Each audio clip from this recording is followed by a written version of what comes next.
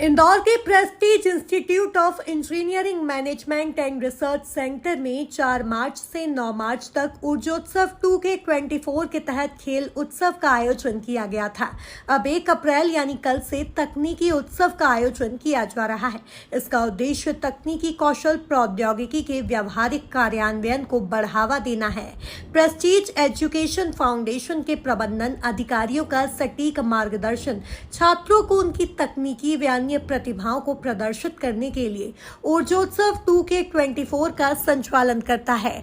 खेलोत्सव का आयोजन करने के बाद तकनीकी कौशल प्रौद्योगिकी के व्यावहारिक कार्यान्वयन को बढ़ावा देने और इंजीनियरिंग के चमत्कारों को प्रदर्शित करने के उद्देश्य से Prestige institute of engineering management and research centre में 1 अप्रैल से तकनीकी उत्सव का आयोजन किया जा रहा है।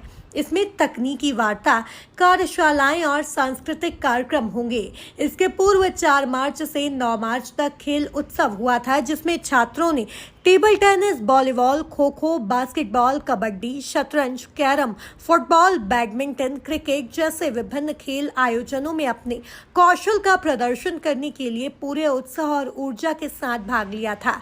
वहीं अब 1 अप्रैल 2024 से तकनीकी उत्सव शुरू हो रहा है, जिसमें लगभग 20 कार्यशालाएं, 10 तकनीकी वार्ताएं और 10 प्रतियोगिताएं शामिल होंगी। इसमें कुछ कार्यशालाएं ड्रोन टेक, असेंबली और flying, mastering total station, visual craft, video editing, DevOps, automation, mobile और वेब ऐप डेवलपमेंट है। PIEMR ने नवीकरणीय ऊर्जा, AWS, 100 सेवाओं और AI के लिए VLSI पर उद्बोधन देने के लिए प्रतिष्ठित वक्ताओं को आमंत्रित किया गया है। इसमें tech innovation project, competition, hackathon, technical paper presentation और एक्सटेम्पोर जैसी प्रतियोगिताएं होंगी। कार्यशालाओं और प्रतियोगिताओं के लिए भारत और विदेश के छात्रों और पेशेवरों से प्रविष्टियां आमंत्रित की गई हैं। इसके बाद 12 और 13 अप्रैल को सांस्कृतिक उत्सव का आयोजन किया जाएगा। इसमें इंटर कॉलेज गायन और नृत्य प्रतियोगिताएं होंगी। बहुप्रतीक्षित हाई ऑक्टेव सेलिब्रिटी नाइट यादगार वार्षिक उत्सव ऊर्जोत्सव 2K24 का समापन करेगी। फेस्ट की आखिरी शाम के दौरान उपलब्धि हासिल करने वाले छात्रों को सम्मानित भी किया जाएगा। तकनीकी हो, सांस्कृतिक हो या खेल से रिलेवेंट हो, एक अलग तरह की ऊर्जा और एक अलग तरह का माहौल होता है। तो जब विद्यार्थियों के बीच में किसी भी अगर आपको उनकी एनर्जी ऊर्जा को बाहर निकालना है तो 2 या 2 से अधिक लोगों के बीच में इस तरीके की प्रतिस्पर्धा आपको कराना पड़ेगा, तब वो ऊर्जा और एनर्जी सामने आती है। तो गत 2008 के बाद से इस एक्टिविटी को हमने ऊर्जोत्सव नाम दिया और 2024 ऊर्जोत्सव आपके सामने प्रस्तुत होने जा रहा है। मैं डॉक्टर राजीव रघुवंशी ऊर्जोत्सव 2024 के लिए यही बताना चाहूँगा कि ऊर्जोत्सव ऊर्जा का उत्सव है और यहाँ ज्ञान, तकनीक, शिक्षा, खेल और इन सब के साथ साथ आपसी प्रेम, सहकार्य के लिए ये कंपटीशन रखा गया है। इस बार का सबसे हर साल ऊर्जोत्सव प्रेस्टीज इंजीनियरिंग प्रोमाइसेस द्वारा किया जाता है और इस बार क्या खास है उसको लेकर जो सर ने बताया उसी को थोड़ा सा आगे बढ़ाना चाहूँगा कि इस बार कंपटीशन केवल इंदौर के ही महाविद्यालयों तक सीमित नहीं रखा गया है। इस बार पूरे भारतवर्ष से अलग अलग तरह की एक्टिविटीज़ के लिए लोगों को आमंत्रित किया गया है। लगभग पूरे भारत से, मध्य प्रदेश से उम्मीद ये की जा रही है कि 87 कॉलेजेस को आमंत्रित किया जा रहा है कि वो यहाँ पर आकर अपनी प्रतिभा का प्रदर्शन कर सके। ये कॉलेजेस सारे इंजीनियरिंग कॉलेज होंगे और इंजीनियरिंग के विभिन्न विभागों जैसे कंप्यूटर साइंस है, मैकेनिकल इंजीनियरिंग है, सिविल इंजीनियरिंग है, इलेक्ट्रिकल इंजीनियरिंग है, इन सभी विभागों के अलग अलग विद्यार्थियों के अलग अलग मॉडल जो सर ने अभी आपको बताया उनके मॉडल बुलाए जा रहे हैं। स्टार्टअप आप जान रहे हैं कि हमारे परम आदरणीय प्रधानमंत्री जी नरेंद्र मोदी जी ने स्टार्टअप के लिए बहुत प्रोत्साहित कर रखा है बच्चों के लिए और इसी के लिए उन्होंने हर प्रदेश को एक इंक्यूबेशन सेंटर भी दिया है। और प्रेस्टीज का ये सौभाग्य है कि 2017 में प्रेस्टीज के पास पूरे मध्य प्रदेश का इकलौता इंक्यूबेशन सेंटर अटल इंक्यूबेशन सेंटर है और उस इंक्यूबेशन सेंटर के अंतर्गत प्रेस्टीज नीति आयोग द्वारा सभी विद्यार्थियों को, ना कि केवल प्रेस्टीज के, जिन विद्यार्थियों के अंदर वो प्रतिभा है उन प्रतिभावान विद्यार्थियों के लिए वो फंडिंग जो सेंट्रल गवर्नमेंट की नीति आयोग की है वो देती है। उस चीज को ध्यान में रखते हुए प्रेस्टीज इंजीनियरिंग महाविद्यालय के हमारे सीनियर डायरेक्टर साहब ने इस दिशा में ये कार्य किया कि हम क्यों ना इस तरह के कॉम्पिटिशन्स का आयोजन करें जिससे कि पूरे देश से अच्छे अच्छे सुझाव और आइडियाज आए, और अगर उन आइडियाज पर वो विद्यार्थी काम नहीं कर पा रहे हैं या किसी भी कारण से वो रह रहे हैं तो उनको उस तरह का मार्गदर्शन देकर हम उनको प्रोत्साहित करके सरकारी स्कीम का कैसे लाभ उठाना है शासन द्वारा, और उनके जो सुझाव और उनके आइडियाज का कैसे हमारे इस भारतवर्ष में उसका किस तरीके से उपयोग किया जाए, कैसे आगे बढ़े।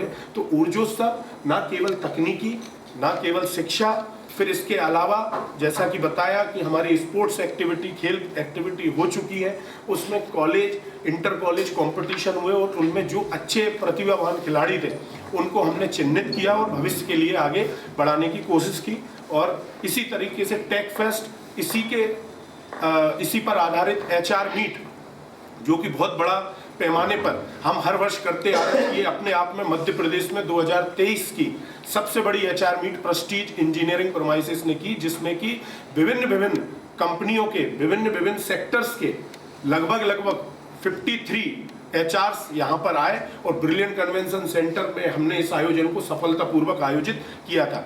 उसी को हम आगे और बड़े लेवल पर इस बार फिर आयोजित करने जा रहे हैं। तो आपका रेशियो क्या रहा है इसमें प्लेसमेंट का? प्लेसमेंट हमारा सर, प्लेसमेंट असिस्टेंट 100% रहा है, और जिन विद्यार्थियों को प्लेसमेंट और जो एलिजिबल है अभी तक वो हमारे लगभग 80% ऊपर बच्चा प्लेस हो चुका है। स्टार्टअप कितने लोगों के? स्टार्टअप बच्चों ने स्टार्टअप के लिए जो अप्लाई किया है वो 42 बच्चों ने 42% बच्चों ने इस साल अप्लाई किया है और उनके फॉर्म प्रोसेस में आपने मेरा एक खुद का स्टार्टअप है। अच्छा। मेरे यहाँ मैं ड्रोन टेक में बहुत इंटरेस्टेड था और यहाँ आने के बाद एक स्टार्टअप शुरू किया, उसका नाम है सोरिंग एरोटेक, और मेरे स्टार्टअप में यहाँ के ही प्राध्यापक और बाकी कर्मचारी है, जैसे विद्यार्थियों को भी हम इंटर्नशिप देते हैं। तो ड्रोन टेक में हम सर्विसेज, ट्रेनिंग और R&D करते हैं, और हमारा जो सोरिंग एरोटेक का स्टार्टअप है वो ड्रोन टेक की ट्रेनिंग देने के लिए भारत सरकार से रजिस्टर्ड हुआ है, जिसको हम RPTO बोलते हैं। अच्छा, आपने इसमें मोबाइल और वेब ऐप डेवलपमेंट का भी एक कंपटीशन करा? हाँ, IT को भी जोड़ा है क्या आपने? IT सेक्टर को भी जोड़ा है आपने इसमें? हाँ, नहीं, तो हमारा यहाँ पर कंप्यूटर इंजीनियरिंग, सिविल इंजीनियरिंग, अभी इस बार हम 2-3 ब्रांचेस और ऐड करने जा रहे हैं। Civil engineering with computer application, electrical power engineering और मैकेनिकल के साथ हम लॉजिस्टिक इंजीनियरिंग भी यहाँ पर प्रदान करने जा रहे हैं, और उसमें हमको काफ़ी अच्छा प्रतिशत मिल रहा है। और ये जो, तो उसको ध्यान रखते हुए हमने सब वर्कशॉप्स जो है प्रेस्टीज इंजीनियरिंग कॉलेज में तकरीबन 21 वर्कशॉप और 10 अलग अलग प्रकार की कॉम्पिटिशन्स यहाँ रखी है, और कम से कम 7 से 8 हर दिन नेक्स्ट वीक में हर दिन टेक टॉक रखे हैं, जो कि अलग अलग IIT से या अच्छे संस्था से या कंपनी से स्पीकर्स आएंगे और हमारे विद्यार्थियों को ये प्रगत तंत्रज्ञान के बारे में ज्ञान देंगे। इसमें सर आपने जो पूछा है वेब डेवलपमेंट का, तो वेब डेवलपमेंट के लिए ऑलरेडी जो यहाँ पर जो IT सेक्टर की जो कंपनी है उन्हीं ने स्पॉन्सर्ड किया है। हमारी जो लेबोरेटरीज में उन्होंने बच्चों को खुद आकर उन्होंने ट्रेनिंग भी दी है और उसी के अकॉर्डिंग आगे कार्यशाला आयोजित की है। AI के लिए AI पर भी हमारा एक्चुअली आर्टिफिशियल इंटेलिजेंस ये आजकल का बजवर्ड है, तो उसके लिए हमारे पास ब्रांच है AIDS, artificial intelligence and data science. तो उसी के संदर्भ में हमने काफ़ी कॉम्पिटिशन्स यहाँ पर अरेंज की है कि AI एक नॉर्मल एप्लीकेशन को AI में कैसे कन्वर्ट करे। तो उसके लिए अभी हमने हमारे संस्था में इवन दुबई का एक कॉलेज है, बिट्स पिलानी दुबई कैंपस, तो वहाँ से भी विद्यार्थियों ने आने की इच्छा जताई है, तो हमने उनको इनवाइट किया है और ब्रीफ पिलाने के साथ हमारा अनुबंध भी है। तो वैसे ही इस साल प्रेस्टीज इंजीनियरिंग ने यूएस के UC Davis California, university of California Davis तथा यूनिवर्सिटी ऑफ इलिनॉय शिकागो, ये यूएस की यूनिवर्सिटी के साथ अनुबंध किया है और 3rd ईयर के बाद हमारे बच्चे 4th ईयर केवल पढ़ने के लिए वहाँ जा सकते हैं।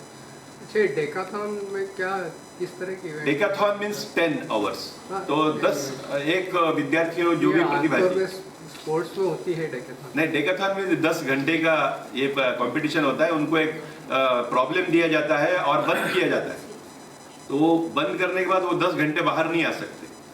हाँ, तो वो 10 घंटे में पूरी सुविधा के साथ वो अंदर एंट्री करे और 10 घंटे के बाद सॉल्यूशन के साथ वापस आए, फिर उसका जो है एग्जाम और इवेल्यूशन होता है और उसी बेसिस पे हम उनको प्राइज देते हैं। सब्जेक्ट हम देते हैं, तो जो भी हम प्रॉब्लम देते हैं उसका सॉल्यूशन उनको देना है। तो ये हैकेथॉन का छोटा स्वरूप है। सेलिब्रिटी कौन रहेगी मुंबई से जो आप बोल रहे हैं?